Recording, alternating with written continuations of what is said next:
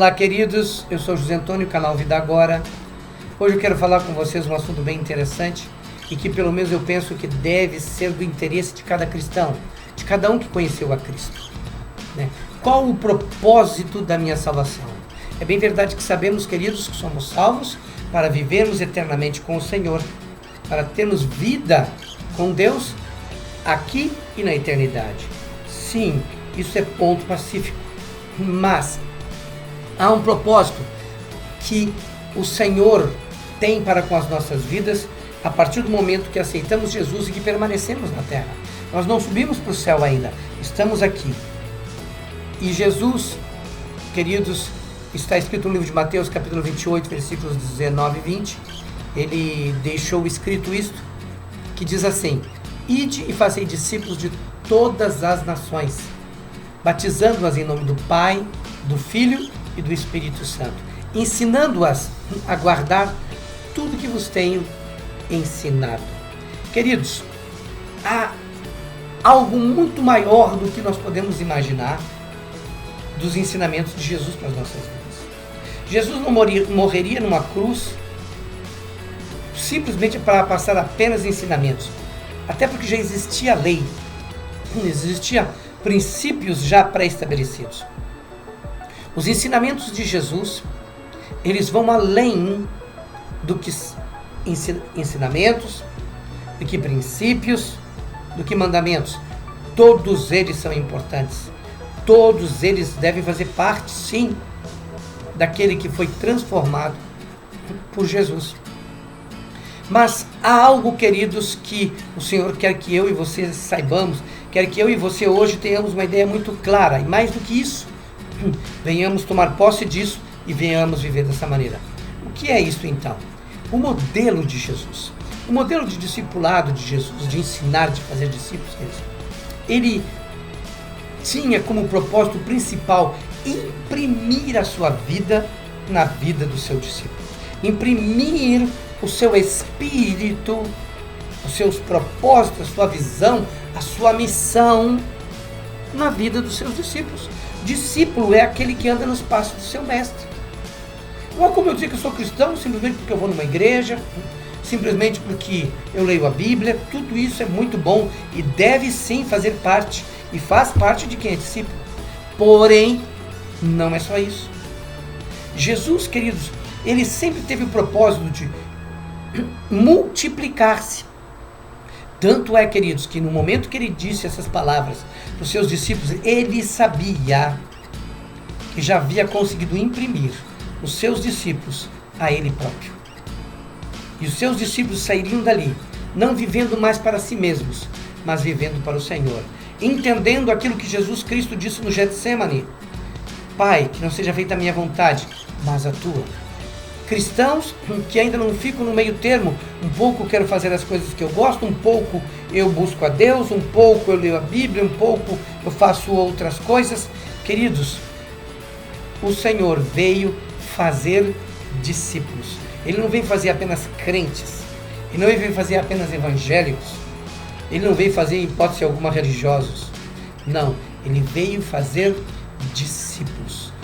Pessoas que entenderam o seu plano de salvação e o propósito do seu chamado, de irem, pregarem as boas novas, de imporem as mãos sobre os enfermos, de expulsarem demônios, de serem cheios do Espírito Santo, de serem dirigidos pelo Espírito Santo.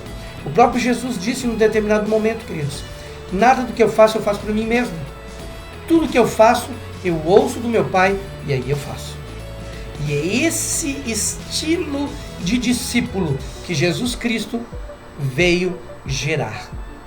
Por isso, meu querido, minha querida, o Senhor está esperando, nesse tempo em que se aproxima a sua volta, o retorno de Jesus, ao arrebatamento da igreja. O Senhor está esperando que se levante uma geração de verdadeiros discípulos, que estejam saindo às ruas, que estejam nas casas, que estejam nos templos, que estejam, queridos, onde quer que estejam. As pessoas, quando olharem para elas, vão ver o Messias, vão ver o Salvador. Já diziam muitos, e dizem até hoje, se Jesus Cristo estiver na sua casa, logo, logo os vizinhos vão perceber. E se você, onde quer que você esteja, se Cristo estiver em você, logo, logo, as pessoas que se relacionam com você irão ver. Se as pessoas não perceberem Cristo, nada que aponte para Ele, algo está equivocado na sua compreensão do que é ser cristão e do que é ser filho de Deus, muito menos do que é ser discípulo. Você entende isso? Então, meu querido, é importante que você entenda que é um chamado de Deus para a sua vida, é um chamado de Jesus para a sua vida. O Espírito Santo foi dado justamente para ajudar você no crescimento, nos passos a serem dados e Cristo ser gerado em você. O apóstolo Paulo, em um determinado momento, diz assim, ó, eis que eu tenho dores de partos até que Cristo seja gerado. Não havia outro propósito no Senhor Jesus, muito menos dos apóstolos. No próprio apóstolo Paulo, que não conviveu diretamente com Jesus em vida, só depois, obviamente, que ele ressuscitou e ele teve uma experiência no deserto com Jesus. Então, ele entendeu que o verdadeiro evangelho é imprimir Cristo na vida das pessoas, a ponto de essas pessoas não ficarem indiferentes e nem acomodadas em relação a uma pessoa que está diante dela nos seus relacionamentos, que nem sequer ouviu falar do amor de Jesus, das boas novas de salvação, que é a cura, que é a libertação, que é uma nova vida para a vida dessa pessoa. Não há como entender que essa pessoa entendeu Cristo se ela vive de forma indiferente aos outros. Por isso eu quero dizer para você, querido, há um chamado do Senhor para a sua vida. E imagina, eu penso que Cristo está esperando nesse tempo em que está voltando essa geração se levantar.